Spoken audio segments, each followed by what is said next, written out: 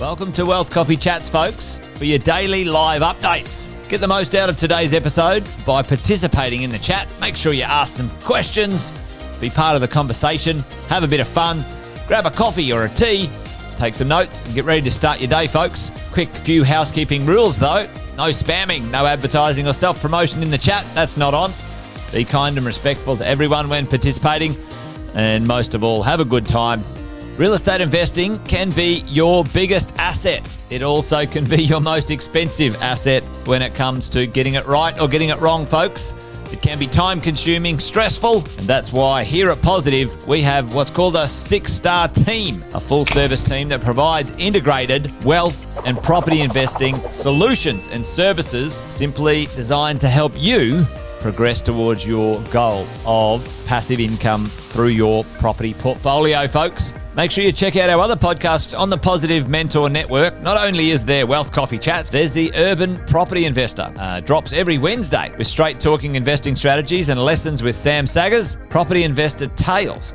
This is where our clients, you guys, share real life stories from property investing, hosted by some of our advisors and strategists. And that's done every fortnight, dropping every Monday. Wealth, Wine and Wisdom, folks, that debriefs the week that was in the world of finance and property, hosted by yours truly, Jason Witten and Andy Fenton on Fridays. Welcome to another Wealth Coffee Chats. Marvellous Monday. Hope you're well, folks, wherever you are. If you think it's Get Rich Quick, you're in the wrong place. This is the wrong podcast. This is the wrong live for you. Welcome to another Wealth Coffee Chat. Hope you're all awesome and well. Morning team, morning. Another Wednesday Wealth Coffee Chat for property management, back in the regular slot as we go. A bit of chaos in my household. I've moved, I've tried to get the internet working, team. So if I'm lagging this morning or dropping out, I promise it's the internet. I'll shift that blame very quickly. And there's a few technical things on me this morning. So hopefully we will get through. So listen, good morning to wherever you guys are tuning in from this morning. Jeff, thanks for jumping on, mate. G'day to you. And Kevin, as always, good evening to you down in, over in Lake and Friday. Good stuff. Thanks for jumping on. So, team, it's going to be a bit of a conversation today around, rent growth and all that sort of stuff. I thought we'd circle back on that and find out, maybe what's happening in the market a little place. And I thought I'd give you guys a little bit of a live demonstration on how to find out, the new rental market value of your investment property. There's potentially, one way of doing things. And I know from property managers and investors out there, there's a range of different ways I think people have a look at, what's happening in the rental market and what's on the market, what's a comparable property, what does that actually mean? And I thought we'd, sort of unpack that today. I'm going to attempt to share my screen in a moment, and I thought we'd take you through a live demonstration. And my objective today, team, is to give you some information. You can go home and do this yourself in some free time tonight, perhaps, and make sure you're not missing out on any opportunity out there in the rental market. So listen, how to find out your new rental market value of your investment property. That's what we're going to do today. Before I jump into that, if you haven't sort of seen me around the traps before, my name is Cass, representing the RW group here, part of the 6-star team. And of course, all things on a Wednesday is property management. So a few shout outs in the chat are coming through already. Luke, Bunty, and Alison is on as well. Good stuff, guys. Thanks for tuning in as always. We might get straight into it and have a look at a live demonstration on how to find out the new rental market of your value, because it's super important. We know cross legislation for most states and territories, and WA is moving towards this annual rent review or rental increase proposition, right? So we do have one time a year to execute that rent increase when valid, of course.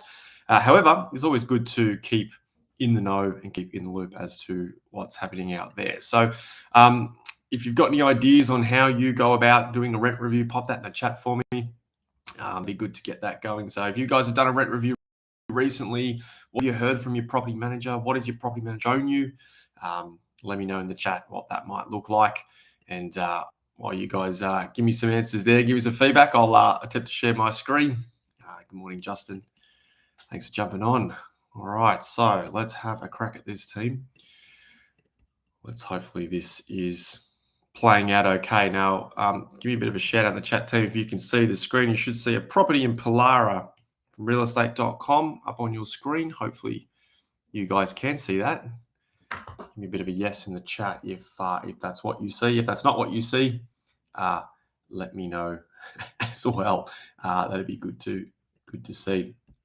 So I'm just going to move this aside. So I thought I'm going to give you a couple of things here. So I'm going to give you context. So 64 Waratah Street, I've just picked this property out. It's just something we have on the market right now here in Brisbane. Now, how we do how we do rent reviews is very, very similar across the board, given your location. So I just want you to sort of pay attention to, the resources and the way I'm going to go and assess this to find out whether this property at $685 per week is the correct listed price that, between the landlord and the property manager might want to try and achieve. So Pollara is a suburb, 4-bed, 2-bath, 2-car garage, $685 per week. Okay. So the first thing I want to do, if I don't know the area, I want to get a bit of an understanding to what's actually happening in the marketplace. I don't personally live in Pollara, but I do live in Brisbane. So I'm, fortunate in this example, I do know the area, but we're going to have a look here. So if you haven't heard of SQM Research team, jump on SQM Research. Great free tools and resources on there for you to check it out. So you jump on SQM Research, you type in click on free property data, and the first thing I want to do is just check out the vacancy rates. Now, the first thing I'm going to do here is make sure I am looking at the particular suburb that I want to see. In Pollara right now for the month of July just passed, vacancy rate of 1.3. Now, we do know the 3% vacancy rate there is what we would consider a balanced market. Obviously, in what we've been talking about for probably 2 years now is the undersupply of the rental market. And that's obviously showing quite clearly a very low supply rate in the area. I'm going to show you exactly how many properties are on the market in Pollara. So I'm getting an understanding that this property is in a marketplace, in a suburb, in an area that is undersupplied. So that's the first thing I want to understand. I want to go look at some asking rental figures out there in the marketplace. What are other homes asking for? What are they going for? And then we can get a bit of an idea and sort of paint a picture on the activity in the marketplace. So the first thing I can do here is just find out the average weekly rent in Pollara for houses. And this is telling me here it's $662. We've got a combined average rent in the suburb of $624, which obviously takes into account 3-bedroom homes, potentially units. Now, Pollara, just for a bit of context, doesn't have a lot of unit complexes in there. It's mainly houses. So, in this case, I've got a good understanding here. It's about $660 in a vacancy rate. Now, if you scroll down a little bit here, you might notice some weekly rent index statistics, and that also splits that from houses. So I'm going to look here particularly at the houses, and I can start to see, a rolling quarter change, a 12-month percentage change, and then you can look at 3, 7, and 10-year growth rates, whether that's positive or negative, depending on the suburb you're looking at right now. So for predominantly across the capital cities of Australia, you will probably find over the last 12 months, this will be in the green, right? I'm sure you guys would agree. So I can see here, okay, fantastic. This landlord has experienced probably a really good push on his rents in the last 12 months. Now we want to find out how we can do that. So I'm just going to check quickly as the camera might move on me, team. Let me know if you're all still with me. Hopefully that's all good. I think that's checking out all right. Cool. So the next thing we want to do is to check out something called CoreLogic. Now, property managers have access to this sort of stuff, or they should have access to something called CoreLogic. And I thought I'd just give you a live example on, how we find out, how we get information to you in terms of comparable properties. So, I can search the property, I can find out it's a 4-bed, 2-bath home on 388 square meters, and I can generate a report to tell me what's happening here in terms of, market activity. What are other 4-bedroom, 2-bath homes in the area renting for? So I can play around with, radiuses, and I can tighten that to 1K if I want. Now, the framework around providing a comparable market analysis is to have at least 3 comparables within 2K radius. You can go out further if you like, but I think we try to get that as tight as we can, and we can obviously change, listed within the last 3 months as an example as well. I can scroll down. I can then go and find there's about 25 properties potentially that have rented in the last few months, and I can start to get an idea of whether that $662 average weekly rent is correct, where that information is coming from. So you can start to see here 620, 680, 650, 650, 670, etc., etc., etc. And so we start to get an idea. Okay, cool. There's some homes here going at 720. Is that home superior or inferior to mine? We start to paint a really good picture on where we're going. The last resource you want to use is realestate.com. You want to go online, type in your suburb of area where your property is, and of course, you can, in Pollara right now there's 23 properties. Now I can obviously filter this to say, hey, give me the house, and I want to see minimum 4-bedroom homes. So you can play around with this exercise as well. And now I really know what I'm competing with. So if I go and put my property on the market tomorrow, I've got 20 other homes that potentially prospective tenants are looking at. So again, here we go. Escalade circuit 680, 690, 625. Why is that a lot lower than the next person? Is that investor potentially missing out on some extra income, given these ones up here look like very similar, right? And this one here, 750. Is that 10% over the market and maybe not going to achieve things? Maybe not. Here we go. Waratah Street, 685 sitting there. And you can go, you can keep going and keep going in that space. So, it's something, team, that's, I think, super important. Now I'm going to attempt to stop sharing if I can get this correct. Let's try this, team. All right, I think that's worked, sort of, not really. Team, so when you move homes, team, I tell you, everything doesn't go where you want it to. So yeah, that's probably going to stick in that corner, isn't it? If I can get rid of that, maybe not, but no, that's not going to work either. All right, team, sorry about that. Well, we're just going to play around in that. Yeah, Tim says, be nice if the bank value would use some of the high examples.